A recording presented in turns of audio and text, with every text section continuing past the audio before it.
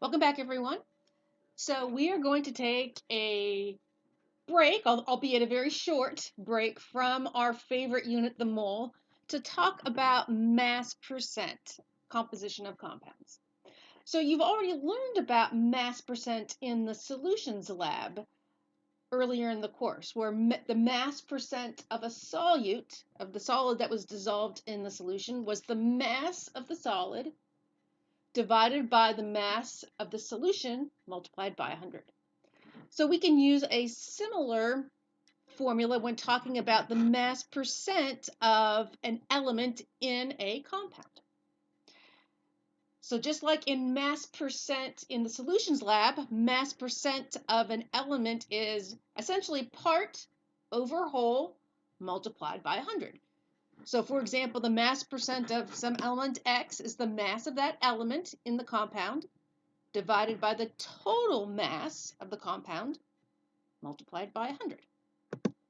So for example, if we were to look at a 0.358 gram sample of chromium, Cr, and react it with oxygen and form this amount of the metal oxide. So I have a sample of chromium that reacts with oxygen, and I get this amount of a product that has the chromium in it. And I want to know what the mass percent of chromium is. So to determine that, I would use the mass of chromium, which in the problem was 0.358, divided by the mass of the entire compound, which was given as 0.523, multiplied by 100 to give my mass percent of chromium. So that's how you determine mass percent for an element in a compound given specific masses. So that sort of begs the question, can you determine mass percent of an element in a compound without being given any sample masses? And the answer to that is yes, you can determine that by going back to our favorite unit, the mole. See, I told you the break would be fairly short, and it was for 2 slides. But you can find mass percent composition of an element in a chemical formula. Even if you're not given specific masses, you can calculate it by assuming that you have 1 mole of the entire compound. And what that means is that if you have 1 mole of the entire compound, that means you can use the molar mass of that particular element and of the compound in your problem. And you will always have access to those molar masses because you will always have your handy dandy periodic table of the elements with you for quizzes and exams. So, for example, let's do a practice problem or talk through let's say I was to give you this compound, this chlorofluorocarbon. I would not ask you to name something like this because we didn't talk about how to name something like this in chapter 5, but I could ask you, what is the mass percent of chlorine, of Cl, in that compound? We can use the mass percent formula of chlorine, the mass percent formula, and in place of the masses, use molar masses. So we would assume we have 1 mole of our entire compound, so this CCl2F2.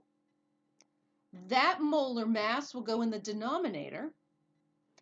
Then we can use in the numerator the molar mass of chlorine, because that's the element that we're looking for, that we're interested in.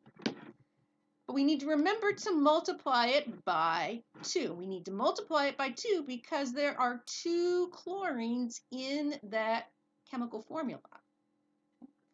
If I had asked you to find the mass percent of fluorine for this molecule, you would do 2 times the molar mass of fluorine divided by the molar mass of the whole, multiplied by 100.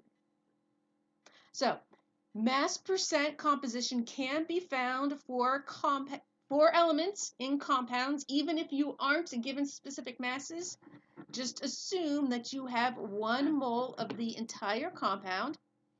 And so you can use the molar mass of that compound along with the molar mass of the individual element of interest.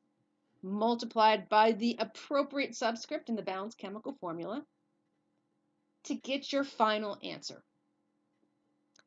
So let's look at another problem. So we have another chlorofluorocarbon here. Actually, this is Freon 114, something that you found in your air conditioner.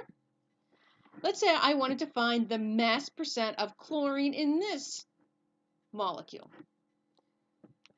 To do that, I'm going to use the definition of mass percent. So the mass percent of chlorine is going to be my molar mass of chlorine, but since there's 4 of them in this molecule, I need to multiply that molar mass by 4, divide by the molar mass of the entire compound, and multiply by 100.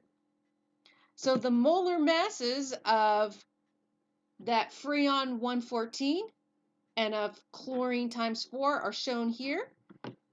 These masses are from the periodic table. So in the numerator, for finding my mass percent, I will have 141.8 grams.